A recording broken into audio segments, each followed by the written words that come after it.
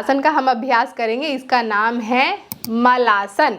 मलासन का अभ्यास करने के लिए आपको क्या करना है, सिंपली स्क्वाटिंग पोजीशन पर बैठ जाना है। और इसको बहुत से लोग एशियन स्क्वाट्स के नाम से भी जानते हैं, इस तरीके से, ठीक है।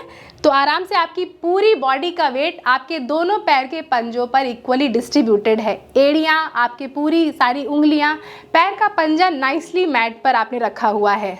दोनों घुटनों को बाहर की तरफ ऐसे पुश करना है, इस तरीके से नहीं, दोनों शोल्डर्स को अंदर कीजिए, घुटनों को बाहर की तरफ करिए और दोनों हाथों को आप चाहें तो मैट पर रख लिए, क्योंकि ऑब्जेक्टिव तो इसमें यह है कि आप डीप स्क्वाटिंग पोजीशन पे बैठेंगे ताकि पूरी पेल्विक रीजन पर ब्लड फ्लो इंप्रूव हो, हिप्स अच्छी तरीके से ओपन हो। और जब आप इस तरीके से बैठते हैं तो आपके रेक्टम जो लोअर एरिया है ना, जहाँ से हम स्टूल पास करते हैं, वहाँ पर ब्लड फ्लो इंप्रूव होता है और वहाँ पर प्रेशर बनने के कारण आप आसानी से मल को त्याग करते हैं। को करते हुए दोनों पैर की एड़ियां अंदर की तरफ और अंगूठे बाहर की तरफ, दोनों पाम्स को हमने इस तरीके से अपने मैट पर रखा और फिर उसके बाद अपने हिप्स को बहुत अच्छी तरीके से ओपन किया।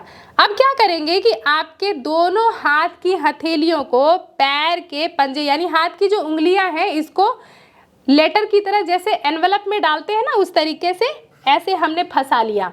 इस तरीके से आपके घुटने बाहर हैं और शोल्डर अंदर की तरफ है, सामने देख रहे हैं, रीढ़ की हड्डी को सीधा रखेंगे। सांस लेते हुए धीरे धीरे अपने हिप्स को अप करेंगे और घुटनों को जितना हो सके उतना सीधा करेंगे, जिससे थाई से आपके पेट पर दबाव पड़ रहा है, इस चीज़ का ध्यान दें।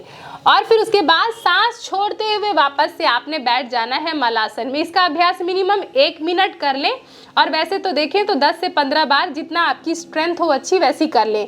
सांस लेते हुए हिप अप और सांस छोड़ते हुए हिप डाउन, इस तरीके से सांस लेते हुए हिप अप। तो इसका अभ्यास आपको कब्ज में तो राहत देगा ही, साथ ही पेट पर जिनके बहुत जल्दी जल्दी गैस बन जाती है ना, उनमें भी बहुत ज़्यादा मदद करेगा। और देखिए कितना अच्छा थाइज और घुटनों के आसपास की मसल्स में आप एक फायर फील कर रहे होंगे, जो कि मदद करेगा वहाँ की मसल्स को, मांसपेशियों को मजबूत बनाने में। इस तरीके से अब बहुत से लोग इस तरीके से पैर को फंसा के अभ्यास करने में असमर्थ होंगे, तो आप सिंपली मैट पर अपने हाथ को ऐसे रख दीजिए ताकि हिप्स को आप पुश कर सकें। ऐसे ये हो गया सेकेंड वेरिएशन। हिप्स को अप किया, घुटनों को पूरा ना सीधा कर पाए तो इस तरीके से हल्का सा टेढ़ा कर लें और फिर ऐसे ड्रॉप करें, सांस लें, फ्लोर को पुश करें, हिप को अप करें और सांस छोड़ें। ऐसा इतना अभ्यास अगर आप करने लगे ना तो पैर में तो कुछ ही दिनों में मजबूती आ जाएगी और खाना भी बहुत अच्छी तरीके से पचेगा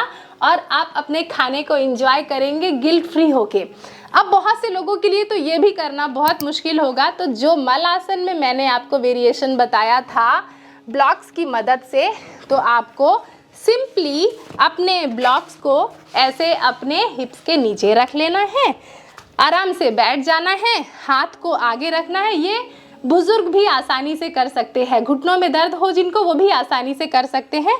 और सांस लिया, हिप अप, सांस छोड़ा, वापस से बैठ गए, सांस लिया, हिप अप और सांस छोड़ा, वापस से बैठ गए।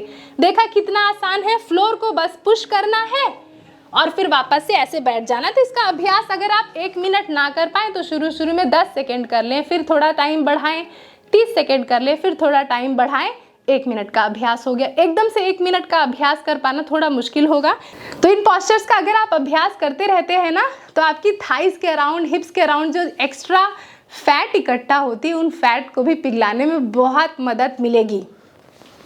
अब इस पोस्चर को हम कर देते हैं रिलीज और आराम से बैठ जाते हैं और रेस्ट करते हैं।